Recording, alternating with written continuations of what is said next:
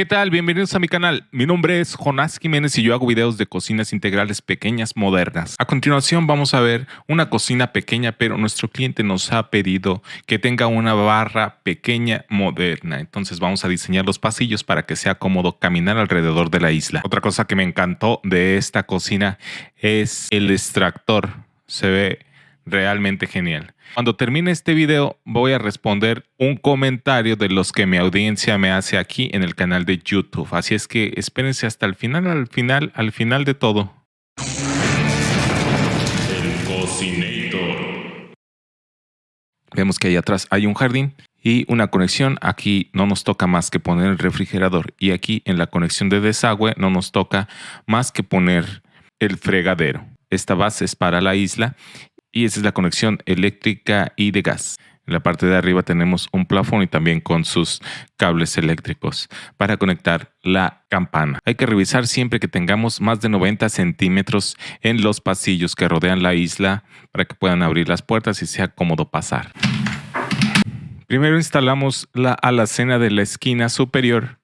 Aquí les muestro las medidas. Después instalamos estas pequeñas baldas, repisas o entrepaños, como les llaman ustedes, y de esta manera liberamos el espacio que no se vea tan recargado. Instalamos las últimas alacenas en la parte superior. Vamos a tomar esta línea para poner los gabinetes inferiores en la parte de aquí y el ancho que tenga este mueble lo vamos a trasladar al mismo ancho del mueble vecino. Bien, y aquí está nuestro gabinete inferior que contrasta con el color de los gabinetes de arriba. Y aquí están sus medidas. El siguiente mueble será de las mismas medidas.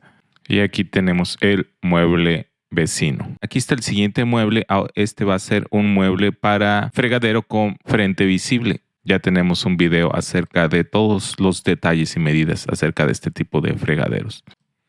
Y aquí otro mueble que sigue la línea color madera de los cajones y que coincide por supuesto con el mueble superior. Aquí se me antoja poner un lavavajillas para solamente agarrar los trastes sucios, lavarlos y ponerlos acá arriba. Aquí está nuestro primer mueble de la isla. Coincide en altura con los muebles de la cubierta.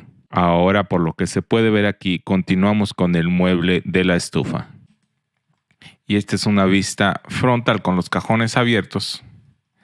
Pero voy a mostrar que la tubería va a pasar por detrás de los cajones, ya que los cajones no llegan completamente hacia atrás, sino queda este espacio libre por donde vamos a traer nuestras conexiones. Todos los gabinetes instalados. Ahora nos falta poner el fregadero.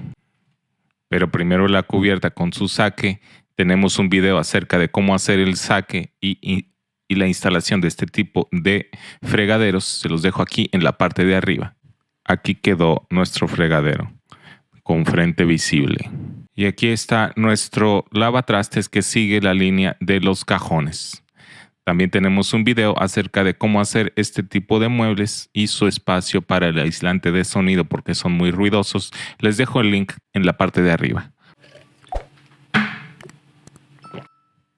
Instalamos una campana decorativa con filtro de carbón activado, alineada con la ventana de atrás y el fregadero. Lámparas de techo como apoyo visual al extractor. Ahora sí, vamos a ocultar estas líneas que pertenecen a la unión de los muebles y aquí puede haber algunos tornillos del armado de los módulos. Y aquí coloqué toda esta cara, yo les llamo vistas, y esta cara para que se vea completamente limpio y piezas completas. Les pongo la medida porque nuestro material es de 240, o sea que sí, nos alcanza a sacar una pieza completa de todo esto. Y en esta parte de aquí no tenemos cara, pero aquí vamos a poner una cascada de granito. Recuerden que al final de este video tenemos la respuesta a uno de los comentarios. Oh sí, ya se está viendo muy bien. Como les decía, entre la isla y la parte de atrás, la cubierta tenemos la misma altura. Por lo tanto, si ponemos aquí un par de banquitos de taburetes no van a funcionar muy bien ya que necesitamos más altura, pero esta altura es cómoda para preparar alimentos y esta otra altura ya es cómoda para desayunar. 110, 120 centímetros, 100 todavía de altura son adecuados.